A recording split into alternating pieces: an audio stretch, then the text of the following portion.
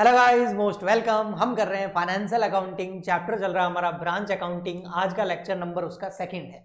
एक लेक्चर मैं पहले अपलोड कर चुका हूं। उस लेक्चर के अंदर हमने ब्रांच अकाउंटिंग का कॉन्सेप्ट और उसके टाइप्स देखे थे, और उसमें हमने देखा था मोटा मोटी ब्रांचेस जो होती है वो दो टाइप की होती है। एक होता है हमारा इनलैंड ब्रांच, जिसको हम डोमेस्टिक ब्रांच भी बोलते हैं, और एक फॉरेन ब्रांचेस होती है।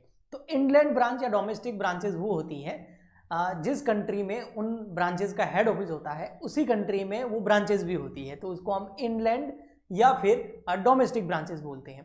अब ये जो डोमेस्टिक ब्रांचेस होती है, इनलैंड ब्रांचेस होती है, ये भी दो टाइप की होती है, एक डिपेंडेंट ब्रांच और एक इंडिपेंडेंट ब्रांच। फिर हमने स्टार्ट किया था डिपेंडेंट ब्रांच को। अब डिपेंडेंट ब्रांच की अकाउंटिंग करता है हेड ऑफिस, और उसके टोटल 4 मेथड है। उसमें सबसे फर्स्ट मेथड तो जो था वो था ब्रांच अकाउंट मेथड, सेकंड है branch stock and debtor method, third number है ब्रांच का फाइनल अकाउंट मेथड जिसमें ट्रेडिंग एंड पीएनएल बनाते हैं, और लास्ट में था wholesale and distinction between retail method. Okay, distinction between wholesale and retail method उसका नाम है। टोटल 4 मेथड थे। उसमें सबसे फर्स्ट मेथड जो है जिसका नाम था ब्रांच अकाउंट मेथड, उसका मैंने प्रीवियस लेक्चर के अंदर आपको पूरा फॉर्मेट समझाया था। आज ब्रांच अकाउंट मेथड का मैं आपको करा रहा हूं न्यूमेरिकल क्वेश्चन। ठीक है, तो क्वेश्चन आपके सामने है। कौन किसका है मैंने पूरा डिटेल में अभी थोड़ा सा समराइज किया है। फिर भी अगर आपको थोड़ा कंफ्यूजन है तो फर्स्ट लेक्चर जरूर देख ले। फिर भी मैं बता देता हूं, हम जो डिपेंडेंट ब्रांचेस हैं उसका फर्स्ट मेथड कर रहे हैं ब्रांच अकाउंट मेथड, और ये ब्रांच अकाउंट मेथड का जो है क्वेश्चन है। अब क्वेश्चन में क्या क्या दे रखा है आइए देखते हैं। इसमें दे रखा है खंडेलवाल ब्रदर्स जो कि उदयपुर के हैं सेंड कर रहे हैं गुड्स अजमेर ब्रांच को। तो इसमें हमको ये चीज पता चल गई है कि उदयपुर में हमारा हेड ऑफिस है। ठीक है, उदयपुर में हमारा क्या है, हेड ऑफिस, और अजमेर में क्या है, अजमेर में हमारी ब्रांच है। ओके, ठीक है, तो हमारा हेड ऑफिस है उदयपुर में और हमारी ब्रांच है अजमेर में। तो अब क्या होगा, उदयपुर से गुड्स जो है अजमेर ब्रांच को भेजा जाएगा। इस तरीके से ये मामला है। ओके, अब देखना समझना। अब उदयपुर जो ब्रांच है ना, वो क्या कर रही है, गुड सेंड कर रही है अजमेर। उदयपुर हेड ऑफिस जो है वो गुड सेंड कर रही है अजमेर ब्रांच को at a invoice price. Invoice price पे भेजती है, और इनवॉइस प्राइस क्या है, profit at 20% on sale. Previous first lecture के अंदर एक बच्चे का कमेंट भी आया था कि सर इनवॉइस प्राइस क्या होती है, तो मैं आपको बता देता हूं इनवॉइस प्राइस क्या होती है। आईपी का मतलब होता है इनवॉइस प्राइस, ये फुल फॉर्म है। ठीक है, आईपी मतलब इनवॉइस प्राइस, और फॉर्मूला क्या होता है, कॉस्ट प्लस प्रॉफिट। तो ये जो उदयपुर हेड ऑफिस जो है वो अपनी अजमेर ब्रांच को जो गुड सेंड कर रही है वो किस पे कर रही है, वो आईपी पे कर रही है, मतलब इनवॉइस प्राइस पे कर रही है। ओके जी, यानी कि कॉस्ट भी जुड़ी हुई है और प्रॉफिट भी जोड़ा है।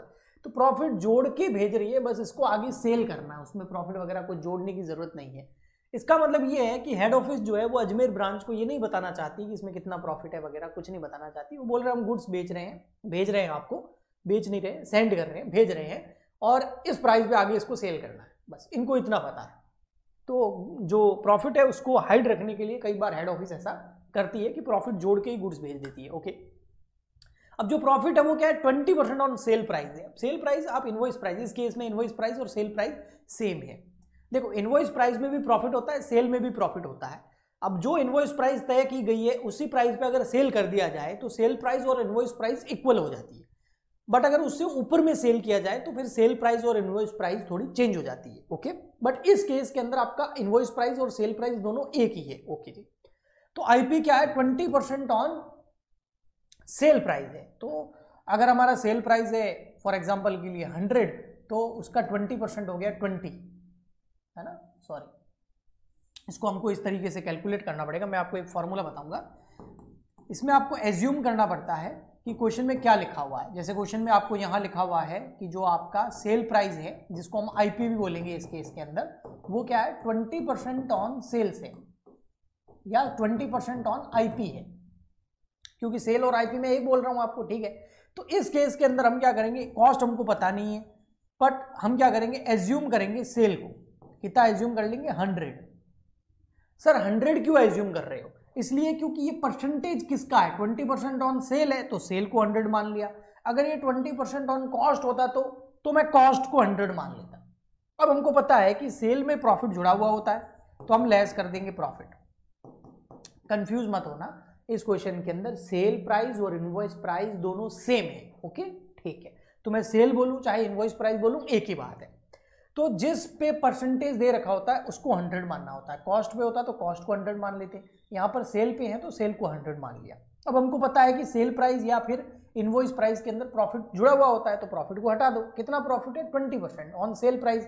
सेल कितनी है? 100, तो 100 का 20% कितना हो जाएगा? 100 का 20% हो जाएगा आपका 20। तो 100 में से 20 लेस कर देंगे तो कितना बच जाएगा? 80। ये क्या आ गई? कॉस्ट।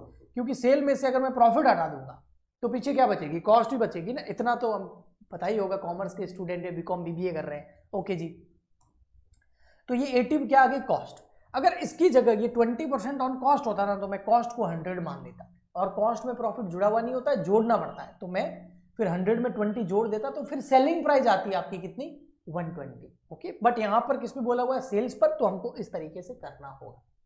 तो यहां पर आपको जो है गुड सेंड किया जा रहा है आईपी पर, और आईपी यानी कि सेल प्राइस कितनी है? 100, और इसमें प्रॉफिट कितना है? 20 का, और कॉस्ट कितनी है? 80 की। यानी कि 80 की कॉस्ट है, 20 का प्रॉफिट है, तो 100 पे आपकी इनवॉइस प्राइस है। ये एज्यूम करना पड़ेगा कि क्वेश्चन में आपको प्राइस नहीं दे रखी है, टोटल अमाउंट दे रखा होगा। ओके, हाँ। अब देखो यहां पर क्या होगा, cash received in branch is send to head office. देखो ब्रांच गुड सेल करता है और ब्रांच के पास में जो भी पैसा आता है वो हेड ऑफिस को भेज देता है। ओके जी, आगे दे रखा है other PT expense are paid by head office. इसके अलावा कोई भी ब्रांच के खर्चे होते हैं उसको हेड ऑफिस खर्चों का पेमेंट कर देता है। ठीक है, calculate profit through the branch from the following particular. आपको नीचे दे रखा है और इनसे आपको क्या करना है? ब्रांच का प्रॉफिट कैलकुलेट करना है। ओके जी, assuming that the stock with the branch was valued 14,000 और आईपी यानी कि सेल प्राइस या इनवॉइस प्राइस पे आपको क्या दे रखा है? आपको स्टॉक दे रखा है, लेकिन ये स्टॉक कौन सा है? ओपनिंग या क्लोजिंग? तो यहाँ साफ साफ लिखा हुआ है stock 14,000 at the year and. ये ईएनडी है बेटा, ठीक है, ईएनडी एंड। ईयर एंड पे आपको कितना प्रॉफिट स्टॉक दे रखा है? 14,000 का। तो ये आपका कौन सा स्टॉक हो गया? ये जो 14,000 दे रखा है ये आपका क्लोजिंग स्टॉक है। ओके जी, ठीक। The depreciation on furniture is return 10%। Furniture पे डेप्रिसिएशन कितना लगाना है? 10% लगाना है। आपको यहां पर प्रिपेयर करने का बोला है trading and profit and loss account, लेकिन हम अभी वो वाला मेथड नहीं कर रहे हैं, तो हम बनाएंगे prepare branch account method. Okay, हम उससे कर रहे हैं। इसी क्वेश्चन को आप चारों मेथड से कर सकते हैं जो मैंने बताया आपको। ठीक है, हम फर्स्ट वाला कर रहे हैं। ओपनिंग बैलेंसेस दे रखे स्टॉक का, तो ये स्टॉक का ओपनिंग बैलेंस है और ये था क्लोजिंग बैलेंस। डेटर दे रखे ओपनिंग, पीटी कैश दे रखा 400, फर्नीचर 1200 का दे रखा। इतना गुड सेंड किया है हेड ऑफिस ने ब्रांच को 80,000 का, सब आईपी पे है। फिर रिटर्न किया डेटर को बेचा माल। आगे हमने कैश और उधार दोनों सेल किया होगा, तो अगर हमने उधार सेल किया है तो डेटर से रिटर्न भी हुआ है 1000 का। कैश रिसीव हुआ है डेटर से इतना, कैश सेल्स हुई है हमारी इतनी, और क्रेडिट सेल्स हुई है इतनी। Goods return bye head office by branch of ₹1000। इसका मतलब मैं बताता हूँ, ये हो रहा है हमने गुड्स यहाँ सेंड किया, हेड ऑफिस ने ब्रांच को भेजा, ब्रांच ने गुड्स रिटर्न कर दिया। तो दो तरह के रिटर्न होंगे, एक तो ये वाला रिटर्न कि यहाँ पर जो अजमेर ब्रांच है उसने गुड्स सेल कर दिया। आगे दो तरीके का, एक किया कैश सेल्स और एक किया क्रेडिट सेल्स। अब जो क्रेडिट सेल किया होगा वो किसको किया होगा? डेटर को। तो एक तो डेटर रिटर्न कर रहा है, तो डेटर रिटर्न करेगा तो गुड्स कहाँ आएगा? अजमेर ब्रांच के पास में आएगा। और एक क्या है? ये रिटर्न अलग है। तो ये तो है सेल्स रिटर्न डेटर वाला, और ये है जो गुड्स सेंड किया है हेड ऑफिस ने उदयपुर ने अजमेर को, उसमें से ब्रांच हो सकता है कुछ गुड्स रिटर्न कर दे हेड ऑफिस को। तो दो तरह का रिटर्न है। तो ये वाला जो रिटर्न है, ये वाला, ये ब्रांच अकाउंट के अंदर आएगा, और ये वाला रिटर्न जो ये ब्रांच अकाउंट में नहीं आएगा, ये डेटर अकाउंट के अंदर आएगा। अभी कराऊंगा तब आपको समझ में आएगा और अच्छे से। अभी मैं ओनली क्वेश्चन पढ़ा रहा हूं आपको। फिर उसके बाद में आपको कुछ डिस्काउंट्स दे रखे हैं जो आपने डेटर को दिए हैं। 1200 रुपए का रेंट पे किया, सैलरी 2400 की है, स्टेशनरी 300 रुपए के, और पीटी एक्सपेंस पेड किए हमने 280 रुपए के। तो आइए सबसे पहले इसको सिंपल करने के लिए, अभी तक हो सकता है थोड़ा आपको कंफ्यूजन हो, लेकिन अब मैं जब इसको सॉल्व कराऊंगा तो आपके सारे के सारे कंफ्यूजन दूर हो जाएंगे, क्योंकि मैं एक एक पॉइंट को टच करूंगा। ओके, ठीक है, तो हम बना देते हैं फटाफट से बिना किसी देर किए हुए ब्रांच अकाउंट। उससे ही तो समझ में आएगा बेहतर तरीके से, है ना? हाँ जी, तो ये है हमारा ब्रांच अकाउंट। तो गुड्स एंड आईपी पे किया जा रहा है, ये ध्यान रखना है ना। हाँ जी, तो ये है हमारा ब्रांच अकाउंट। ये हो जाएगा डेबिट, ये हो जाएगा क्रेडिट। ओके, यहाँ पर्टिकुलर रुपीज आप लिख सकते हैं। मैंने बोला था सबसे पहले 4 ओपनिंग बैलेंस आएंगे, है ना। तो क्या क्या है, एक तो है ब्रांच स्टॉक, अब अच्छे से समझना, ब्रांच स्टॉक। एक क्या है इसके अंदर, ब्रांच डेटर, ठीक है। और क्या है, ब्रांच पीटी कैश,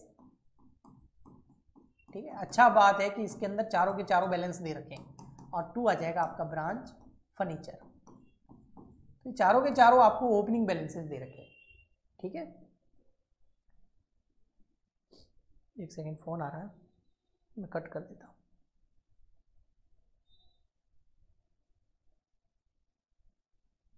जी ओके, सॉरी। तो चारों के चारों ओपनिंग बैलेंसेस मैं ले लेता हूं। ये रहा आपका ब्रांच स्टॉक, कितना है 15,000 का, डेटर कितने 9,000 के। तो ये है 15,000 और ये है आपका 9,000 का। इसके अलावा फिर आपको दे रखा है पीटी कैश, वो कितना है 400 रुपीज़, ये देखो। और फर्नीचर कितने का 1,200 रुपये का। तो 400 और 1,200। नेक्स्ट है फिर आपका, अच्छा ये 4 बैलेंस लिख दिए, लेकिन एक चीज देखिए, जो स्टॉक है ना ये किस पे, आईपी पे। और मैंने आपको फर्स्ट लेक्चर के अंदर अच्छे से समझाया था कि जो स्टॉक चाहे ओपनिंग हो चाहे क्लोजिंग हो, उसके अंदर अगर प्रॉफिट जुड़ा हुआ है ना तो वो जो अनरियलाइज्ड प्रॉफिट होता है। क्योंकि आप स्टॉक को प्रॉफिट में कैसे दिखा सकते हो, हाँ रियलाइज कब होता है, जब उस गुड्स को सेल कर देते हैं। तो जब तक सेल नहीं करेंगे तब तक तो वो प्रॉफिट हमने कमाया नहीं, तो फालतू का क्यों गुड्स के अंदर जोड़ के रखा है, तो उसको हम हटा देंगे।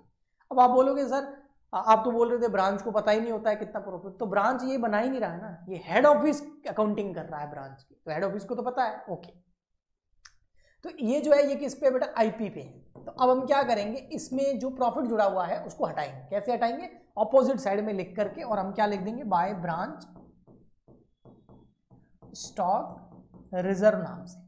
अब ये क्या है 15,000 है, 15,000। अब ये 15,000 जो है ये किस पे है, इनवॉइस प्राइस पे, यानी कि सेल प्राइस पे। और हमारा जो आईपी है या सेल है वो हमने कितना एज्यूम किया, 100। तो ये 100 के इक्वल हो गया, हाँ। तो ये है भैया 100 के इक्वल, ये किसके इक्वल है, 100 के। हमारा प्रॉफिट कितना है 20, तो इसको 20 पे लाएंगे ना तो इसमें प्रॉफिट कितना जुड़ा हुआ है वो पता चल जाएगा। देखो भैया ये भी आईपी, ये भी आईपी, यानी कि ये भी सेल प्राइस है और ये भी सेल प्राइस है, ये दोनों प्रोपोर्शनेट में हो गए। तो 15,000 जो है 100 के इक्वल है, अगर उसको 20 के इक्वल लाएंगे तो प्रॉफिट कितना जुड़ा हुआ है वो आ जाएगा, और 20 क्या हमारा प्रॉफिट ही है। इसी तरीके से करना होता है। तो 15,000 डिवाइड बाय 100 मल्टीप्लाई बाय 20। अभी एक दो बार और करूंगा तो आपको और समझ में आएगा, 3,000 रुपीज। अच्छा, इसके अलावा डेटर वगैरह इनमें तो कोई भी आपका जो प्रॉफिट है वो जुड़ा हुआ होता नहीं है, तो अलग करने की जरूरत नहीं है, हम क्वेश्चन को आगे बढ़ा सकते हैं। नेक्स्ट फिर आता है good send to branch ₹80,000 IP पे, यानी कि हेड ऑफिस ने गुड सेंड किया ब्रांच को। तो हम इधर लिखेंगे गुड्स सेंड टू ब्रांच। तो हेड ऑफिस ने कितना भेजा है 80,000 का, और ये भी किस पे बेटा, ये भी आईपी पे। तो ये भी गुड्स जो है इसको प्रॉफिट में नहीं दिखा सकते, प्रॉफिट केवल सेल प्राइस में जुड़ा रहेगा। और जगह अगर आपने प्रॉफिट जोड़ दिया तो वो अनरियलाइज्ड प्रॉफिट हो जाएगा। तो इसको भी सर इधर करोगे, बिल्कुल करेंगे, क्यों नहीं करेंगे। तो हम इधर लिखेंगे by good send to branch, और ये जो 80,000 है ये भी किस पे, आईपी पे, इनवॉइस प्राइस पे। तो इसका मतलब ये भी किस पे, 100 पे, इसको ले आओ 20 पे, तो इसके अंदर जुड़ा हुआ प्रॉफिट हमारे सामने आ जाएगा। तो हम कर लेते हैं 80,000 डिवाइड बाय 100 मल्टीप्लाई बाय 20, तो ये आ गया 16,000 रुपये। तो जो भी प्रॉफिट है उसको ऑपोजिट साइड में लिख देना है ताकि वो वहां से उसका इफेक्ट खत्म हो जाए। फिर है रिटर्न बाय डेटर। देखो डेटर अगर गुड्स रिटर्न करता है ना उसको हम सेल्स रिटर्न बोलते हैं। और मैंने आपको पहले ही बताया था जब ब्रांच अकाउंट फर्स्ट लेक्चर में बनाया था कि ब्रांच अकाउंट के अंदर हम ना तो क्रेडिट सेल्स लिखते हैं, क्रेडिट सेल्स लिखते ही नहीं है। तो जब क्रेडिट सेल्स लिखते ही नहीं मतलब उधार जो बेचा है वो लिखते ही नहीं है, और उधार किसको बेचते हैं, डेटर को। तो फिर डेटर से जो रिटर्न हो रहा है वो भी नहीं आएगा, डेटर को डिस्काउंट दे रहे हैं वो भी नहीं आएगा, बैड डेब्ट्स हो गया वो भी नहीं आएगा। ओनली डेटर से जो कैश रिसीव्ड होगा वो ब्रांच अकाउंट के अंदर आएगा। ओके, तो मैं इसको क्या कर देता हूं, जो जो यहाँ नहीं आएगा ब्रांच अकाउंट के अंदर, जो जो नहीं आता है उसको मैं इस पेन से कर देता हूं एकदम हाईलाइट। तो ये देखिए रिटर्न बाय डेटर ये नहीं आएगा, इसलिए मैं इसको कर रहा हूं ऐसे।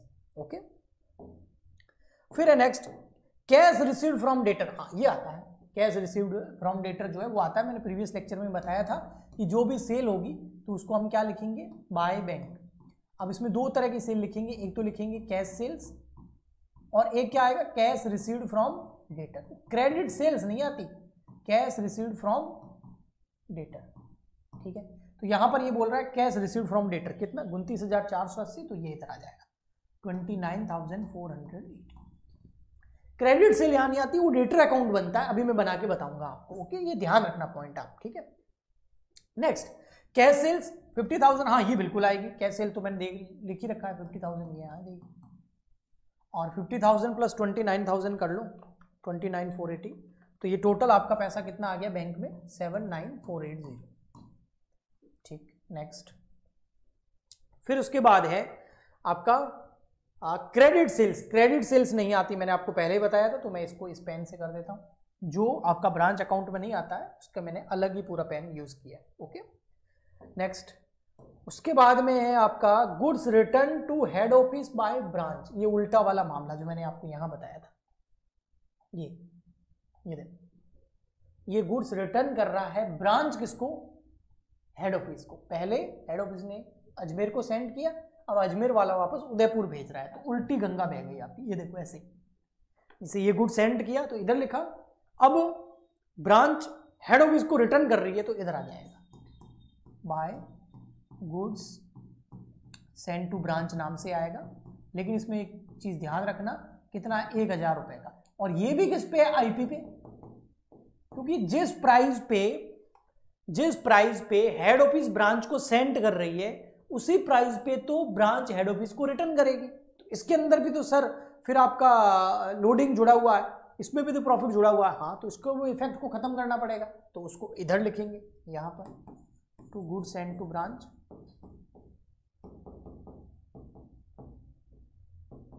ये क्या है, रिटर्न का लोडिंग है ना। तो कितना है 1,000 और किस पे, 100 पे, इसको किस पे लाएंगे, 20 पे, तो आ जाएगा 200 रुपये, ओके जी, ठीक। आगे बढ़ते हैं।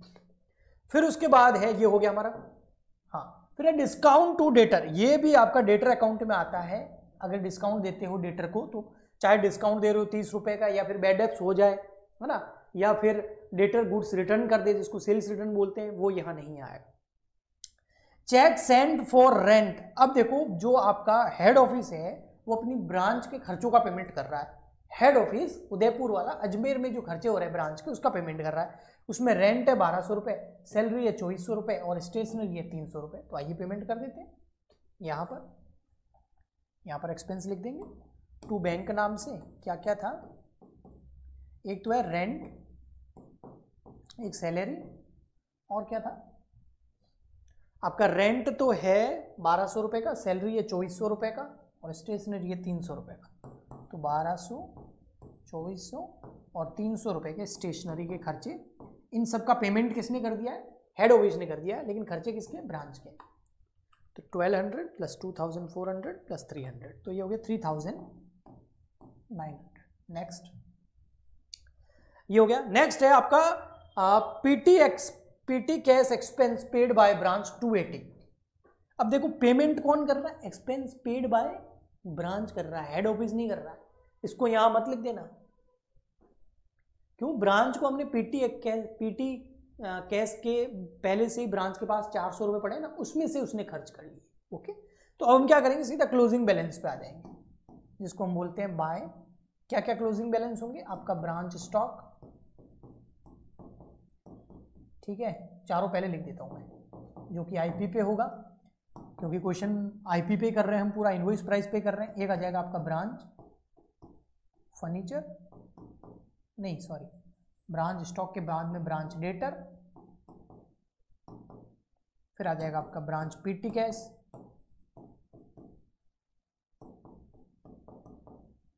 और फिर आ जाएगा आपका ब्रांच फर्नीचर सबसे लास्ट। तो अब ये लास्ट वाला पॉइंट है ना, ये ब्रांच फर्नीचर की बात कर, सॉरी इसकी पीटी कैश की बात कर रहा है। तो पहले इसको कर देता हूं, PT cash expense paid by branch कितना, 280 रुपये। तो पीटी कैश ब्रांच के पास में था कितना ओपनिंग, देखो पीटी कैश कितना पड़ा था, 400 रुपये, उसमें से पेमेंट कितना कर दिया, 280 रुपये का। तो 400 रुपये पड़े थे ना पीटी कैश के, हाँ, उसमें से पेमेंट कितना कर दिया, 280 रुपये का। तो अभी भी ब्रांच के पास में पीटी कैश कितना पड़ा, मतलब छोटे मोटे खर्चों का पेमेंट करने के लिए अभी भी 120 रुपये पड़े। ओके ठीक। सर ब्रांच स्टॉक क्लोजिंग वाला स्टॉक सबसे ऊपर दिया हुआ था, मैंने बोला भी था आपको, ये रहा देखो, यहाँ लिखा भी था, ये रहा क्लोजिंग स्टॉक, और ये A&D लिखा हुआ था, टाइपिंग मिस्टेक, वो A&D नहीं END है, ईयर एंड पे है। कितना है? 14,000 IP पे, 14,000 रुपए का। तो ये 14,000 हम इधर लिख देंगे यहाँ पर, लेकिन ये IP पे है तो इसके अंदर जो प्रॉफिट जुड़ा हुआ वो इस साइड में आ जाएगा, तो यहाँ लिख देंगे ब्रांच स्टॉक रिजर्व। कितना है? 14,000 है ना, ये है 100 पे, इसको 20 पे ले आओ तो इसके अंदर जुड़ा हुआ प्रॉफिट आ जाएगा, शायद 2800 रुपये आएगा, हाँ 2800। तो ये हो गया हमारा, ये हो गया। अब दो चीजें बच गई, एक तो ब्रांच डेटर और एक ब्रांच फर्नीचर। चलो पहले फर्नीचर को कर लेते हैं, क्योंकि फर्नीचर पे क्या करना है, 10% डेप्रिसिएशन लगाना है। तो फर्नीचर पहले कितना था, देखो इधर फर्नीचर पहले कितना था, फर्नीचर हमारे पास में पहले था यहाँ पर, ये रहा ब्रांच फर्नीचर 1200 रुपये का। तो 1200 रुपये का फर्नीचर था, उसमें डेप्रिसिएशन कितना लगाना है, डेप्रिसिएशन 10%। तो 1200 का 10% कितना होता है, 120 रुपये। तो 120 रुपये का डेप्रिसिएशन हो गया। तो अब फर्नीचर ईयर एंड पे कितने का बच गया, 1080 रुपये का। ईयर के स्टार्ट में फर्नीचर 1200 रुपये का था, 10% डेप्रिसिएशन हो गया 1200 का, 10% 120, तो अब फर्नीचर बच गया 1080 रुपये का। अब बच गए ब्रांच डेटर, कौन से, क्लोजिंग। लेकिन पूरे क्वेश्चन में ब्रांच डेटर क्लोजिंग कहीं नहीं दे रखे, बस अब हम बनाना पड़ेगा ब्रांच डेटर अकाउंट, क्योंकि उससे ही निकलेगा ब्रांच डेटर अकाउंट, उससे ही निकलेंगे हमारे पास जो ब्रांच के क्लोजिंग डेटर है ना, वो कितने के हैं उसका बैलेंस। तो इस तरीके से कई बार अगर किसी चीज का क्लोजिंग या ओपनिंग बैलेंस नहीं दे रखा है तो उससे रिलेटेड चाहे branch stock account, debtor account, पेटी कैश अकाउंट या फिर ब्रांच फर्नीचर अकाउंट बनाना पड़ सकता है। तो अधिकतर जो है हमको ब्रांच डेटर अकाउंट बनाना पड़ता है। डेटर एक एसेट होती है और उसका ओपनिंग बैलेंस हमेशा एसेट है, इसलिए डेबिट साइड में आता है, क्योंकि आपको मॉडर्न रूल पता ही होगा कि एसेट डेबिट होती है ना। एसेट इंक्रीज हो तो और डेबिट करो, एसेट डिक्रीज हो तो क्रेडिट करो, ठीक है, सॉरी। तो ओपनिंग बैलेंस तो हमको ब्रांच का पता ही था, कितना है, ये रहा, यहां दिया हुआ था। ब्रांच डेटर का ओपनिंग बैलेंस कितना था, ये रहा 9,000 रुपये। तो ब्रांच जो डेटर है उसका ओपनिंग बैलेंस 9,000 था। अब ये डेटर बढ़ेंगे कब, जब इनको हम और उधार सेल करेंगे। तो हमने इनको क्रेडिट सेल्स कितनी करी वो यहाँ आ जाएगी। देखो क्रेडिट सेल्स कितनी करी हमने, ये लिखी हुई यहाँ पर, ये रहा, ये देखो ब्लू पेन से लिखा था मैंने, है ना, ब्लू पेन से क्या, एकदम ग्रीन पेन से एक तरीके से। क्रेडिट सेल्स हो गया, ग्रीन भी नहीं है, ऐसा ही पेन है, 30,000 रुपये का, है ना, आपको पता नहीं कौन सा कलर दिख रहा होगा, 30,000 रुपये का, अलग पेन से लिखा था ना। तो 30,000 का क्या हो गया आपका क्रेडिट सेल्स।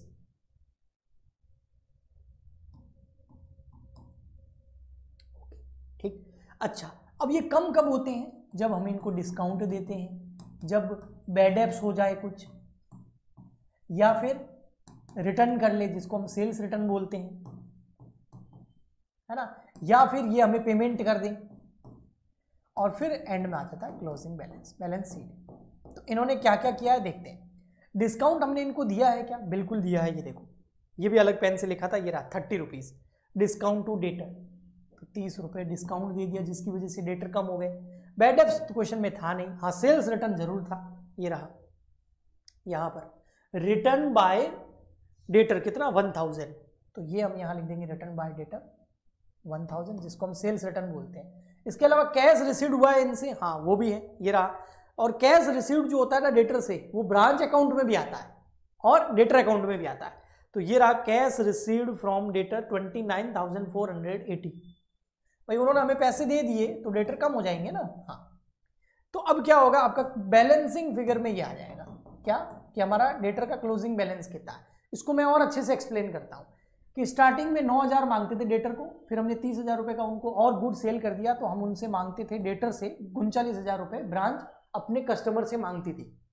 कस्टमर को हमने डिस्काउंट दे दिया 30 का, तो वो इसमें से लेस कर दो। 1,000 रुपये का उन्होंने हमें वापस गुड्स भेज दिया, तो वो भी लेस कर दो। 29,480 रुपये उन्होंने हमें पे कर दिए, तो वो भी लेस कर दो। तो अब हम उनसे कितने रुपए मांगते हैं, 8490, ये अब हम उनसे मांगते हैं 8490, और ये 8490 है ना, ये क्लोजिंग बैलेंस है, इसकी हमें जरूरत थी 8490। आया समझ में अच्छे से, ठीक है। अब क्या करना है सर, अब तो कुछ नहीं, बस हो गया क्वेश्चन, प्रॉफिट एंड लॉस पता करना है। कैसे पता करेंगे? देखो क्रेडिट साइड की टोटल ज़्यादा हुई तो हमें प्रॉफिट हो जाएगा और डेबिट की टोटल ज़्यादा हुई तो लॉस हो जाएगा। पर हम मान रहे हैं कि भैया पहले प्रॉफिट ही देख लेते हैं, तो मैं क्या करता हूँ, थोड़ा सा एडजस्ट कर दूँ, हाँ, तो मैं क्रेडिट की टोटल पहले कर लेता हूँ। 79,480 plus 1,000 plus 16,000 plus 3,000 plus 14,000 plus 8,490 plus 120 plus 1,080। तो यहाँ की टोटल आ रही है 1,23,170।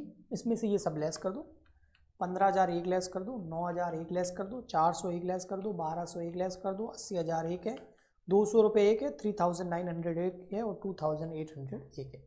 तो ये आपका यहाँ पर प्रॉफिट आ गया 10,670 रुपये। इधर बैलेंसिंग फिगर आया 10,670 रुपये।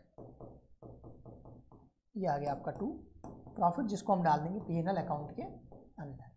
अगर डेबिट की टोटल ज़्यादा हो जाती ना यहाँ की और बैलेंसिंग फिगर यहाँ आता तो लॉस हो जाता, तो भी हम बाय P&L लिख के बैलेंसिंग फिगर में डाल देते। तो आई होप आपको अच्छे से समझ में आ गया होगा। प्लीज़ आप अब ब्रांच अकाउंट मेथड जो है इससे रिलेटेड जो भी आपकी बुक के अंदर क्वेश्चंस दे रखे हैं उसको सॉल्व कीजिए और प्लीज़ ज़्यादा से ज़्यादा इस वीडियो को लाइक कीजिए, शेयर कीजिए, चैनल को सब्सक्राइब जरूर करें ताकि हम आपके लिए इसी तरीके का कंटेंट लाते रहें। मिलते हैं नेक्स्ट लेक्चर में। आज के लिए इतना ही, तब तक के लिए goodbye and thank you.